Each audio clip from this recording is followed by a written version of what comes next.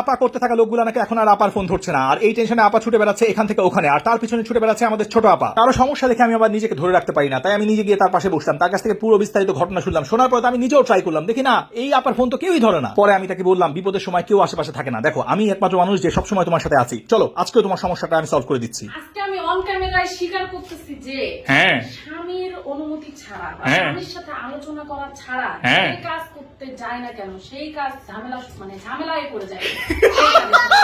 বাবার সাথে কিছু ও বলে আলোচনা না করে যদি বেশি বাড়াবাড়ি করতে যাই হ্যাঁ তাহলে সব কিছু ভুল হয়ে যাবে। তোমাদের এই মা বেটির যে রিয়েলাইজেশন, এটা দেখে যে আমার কি শান্তি লাগতেছে তিন্নি বেগম। এবং মানুষ ধরা খেলেই একমাত্র এই ধরনের রিয়েলাইজেশন আসে। হ্যাঁ, ধরা খাওয়ার পরে বুঝলাম যে আসলে এই কাজটা গুরুজন যে বলে যে গুরুজনের সাথে আলোচনা করতে হয়। হ্যাঁ, অনুমতি না নিয়ে কোনো কাজ করা হ্যাঁ, ঠিক না। হ্যাঁ, এটা যে হ্যাঁ। একদম হাড়ে হাড়ে সত্যি, সেটা মনে করো মাঝে মাঝেই টের পাই। এক্স্যাক্টলি। আর আরেকটা নিশ্চয়ই বিষয় টের পাইছো, সেটা হচ্ছে মিষ্টি কথায় ভুলে যাওয়া যাবে না। ভুলে যাওয়া যায় না। কি জানি বলছিল, ডায়লগটা তোমাকে কি দিয়েছিল? আমি খোলাসা করে বলি। হ্যাঁ। এই যে ফেসবুকের কিছু চাটুকার অ্যাড হ্যাঁ। অ্যাড দেখলাম, হ্যাঁ। দেখে ফোন দিলাম। হ্যাঁ। ফোন দেওয়ার সাথে সাথে নগদে বলতেছে, আপা আপা আপা আপনি আমার পেজের মতো ভালো মাছ কোথাও পাবেন না, গোটা বাংলাদেশে এত ভালো মাছ পাওয়া যায় না। এই যে আপা আপা মধুর ডাক, শোনার সাথে সাথে আমি টুক করে মনে করো অর্ডার দিয়ে দিলাম। তারপর থেকে ফোন দিতেছি, এখন আর ফোন বিকাশও করছি। হ্যাঁ? বিকাশও করছি, তারপর থেকে আর ফোন ধরতেছে না, আবার করতেছে না। আমি অন্য নাম্বার থেকে ফোন দিচ্ছি, হ্যাঁ। অন্য নাম্বার থেকে ফোন দিয়ে প্রথমেই ডায়লগ আপা, যেই আমার ভয়েস ভালো মানে বুঝতে পারছে আপা? আমি টাকা পাঠিয়েছি, সেই আমার ওই নাম্বারটা বন্ধ করে দিল।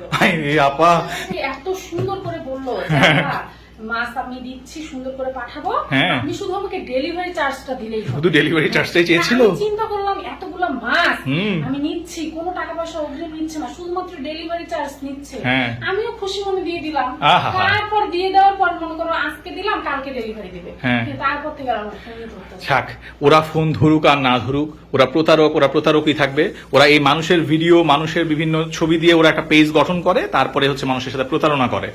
এই বিষয়ে অনেক ভিডিও এর আগেও তৈরি করছি, বাট অনেকেই সাবধান হয়েছে, অনেকেই সাবধান হয় নাই। কিন্তু তুমি যে সাবধান হও নাই, নিজের ঘরে যে সাবধান করতে পারিনি, এটা তো আমি জানি না। তুমি আমাকে সারপ্রাইজ দেওয়ার জন্য সামুদ্রিক মাছ আনতে গিয়ে নিজেই ধরা খেয়ে গেছো। এখন যাই হোক, অতঃপর আমরা চলে গেলাম আমাদের পছন্দের সেই বিশ্বস্ত মাছওয়ালা ভাইয়ের কাছে, এবং তার কাছ থেকে আজকে তিন্নি বেগমের পছন্দের সামুদ্রিক মাছ অর্ডার দিয়েছি। কারণ আমার ওয়াইফ যেহেতু একটা বড় সড়ো ধরা খেয়েছে, তার মনটা ভীষণ খারাপ ছিল। তার মন ভালো করার জন্য আজকে কি কি মাছ কিনে এনেছি আমরা সেগুলো এখন দেখবো। চলো, এই যে প্রথমেই যেটা নিয়ে এসেছি, এটা আমাদের পছন্দের লাল কোরাল। এই সাইজের মাছ নিয়ে আসতে হয় কি আমার রান্না করতে সুবিধা। এবং এই কারণে যেটা করছি, আমি 2টা লাল কোরাল নিয়ে আসছি, মোটামুটি যাতে করে আমাদের ফ্যামিলি সবার হয়ে যায়। এই যে, এবং এদের মাছগুলো এখনো ফ্রেশ, কতটা fresh। এত দূর থেকে পাঠাইছে কিন্তু মাছগুলো ফ্রেশ। চট্টগ্রামের সেই মাছওয়ালা ভাই, যাদের কাছ থেকে আমি দীর্ঘদিন ধরে মাছ নিয়ে থাকি, এবং সামুদ্রিক মাছের কথা যখন কেউ বলে তখন আমি চোখ বন্ধ করে তাদের কথা বলে দেই, কারণ এই মাছগুলো দেখেন কতটা ফ্রেশ। মাছের চোখ দেখলে বোঝা যায় যে মাছটা আসলে কতটা ফ্রেশ হতে পারে। এবার কালো কোরালও অর্ডার করছো? ইয়েস, একটা কালো কোরালও এবার অর্ডার দিয়েছি, এবং ওদের মাছের সাইজটা দেখো। হ্যাঁ, মাছের সাইজটাও সুন্দর, মাছটা অনেক ফ্রেশ। এবং এই ধরনের মাছগুলো বারবিকিউ করার জন্য খুবই পারফেক্ট সাইজ, যাতে করে বাসাতে যেহেতু আমরা বারবিকিউটা করি বা গ্রিল করি, সো বাসার চুলাতে যেন মানে সুন্দরভাবে হয়ে যায়। তো তিন্নি বেগম আমাকে বলছিল যে এই সাইজের মাছ যেন অর্ডার করা হয়। তাই হোপ যে এই ধরনের মাছ যারা চান তারা কিন্তু এই মাছওয়ালা ভাইয়েতে নক করতে পারেন, বাট ওদের কাছে অনেক বড় বড় সাইজের কিন্তু এই লাল কোরাল বা কালো কোরালও আপনারা পেয়ে যাবেন। বের হয়েছে রূপচাঁদা মাছ। মাছগুলো আমি আপনাদেরকে দেখাই, মাছগুলো অনেক সুন্দর। ওদের মাছগুলো বরাবরই খুব ফ্রেশ হয়, এবং আমরা যেই ধরনের সাইজ চাই ঠিক সেই ধরনের সাইজটা পাওয়া যায় ওদের এখানে। আমাদের দেশের যে রূপচাঁদা মাছগুলো, যেগুলো সাইজগুলো অনেক সুন্দর, মাছগুলো খেতেও অনেক টেস্ট, এটা আপনি ফ্রাই করে খান কিংবা রান্না করে খান, এটা খুবই মজা লাগে, অনেক মজা অনেক মজা লাগে। এবার হচ্ছে ব্রাউন চিংড়ি। ব্রাউন চিংড়ি, এই চিংড়িটা ভুনা খাইতে মজা লাগে। এক্স্যাক্টলি। এবং যদি তুমি চাইলে ওই যে চাইনিজের মধ্যেও দিতে পারো, পিঙ্ক চিংড়িটা আমরা চাইনিজে মেইনলি খাই, তবে এটা দিয়ে রান্না করা যায়। রাইট। এবং এর আগে একবার আমি এটা ট্রাই করেছিলাম, এই চিংড়িটা সত্যি আমার কাছে খুব ভালো লাগছে, এবং যার কারণে এটা পার্সোনালি আমি আমার জন্য অর্ডার দিয়েছি। বাট এরপরের যে মাছটা বের হবে, এটা আমি আমাদের সুজানার জন্য অর্ডার দিয়েছি স্পেশালি। হ্যাঁ, এই যে ডোরে ফিশ ফিলেট, ডোরে ফিশ ফিলেট ওরা সুন্দর করে প্রসেস করে এটা পাঠায়। এবং এইগুলো যখন আমাদের ঢাকা শহরে আমরা কোনো একটা সুপার শপ থেকে কিনতে চাই, এত পরিমাণ দাম রাখে বলার বাহিরে, যার কারণে আমরা রেগুলার এটা কিনা সম্ভব হয় না। বাট আমার কাছে মনে হয় যারা ডোরে ফিশ খেতে পছন্দ করেন, বাচ্চারা বিশেষ করে, তো তাদের জন্য আপনারা এই মাছওয়ালা ভাই থেকে অর্ডার দিতে পারেন। এটা কি মাছ? এটা হচ্ছে পাঙ্গাস। সামুদ্রিক পাঙ্গাস হয় না, এটা খেতে কেমন? হ্যাঁ, এইটা খেতে কেমন হবে সেটা যদি না খাই তাহলে কেমনে বুঝবো?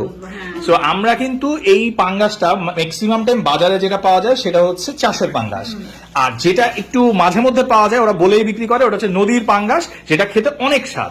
কিন্তু এই যে সাগরের পাঙ্গাস, এটা কিন্তু আমি কখনো আগে ট্রাই করি নাই, এটা খাইও নাই।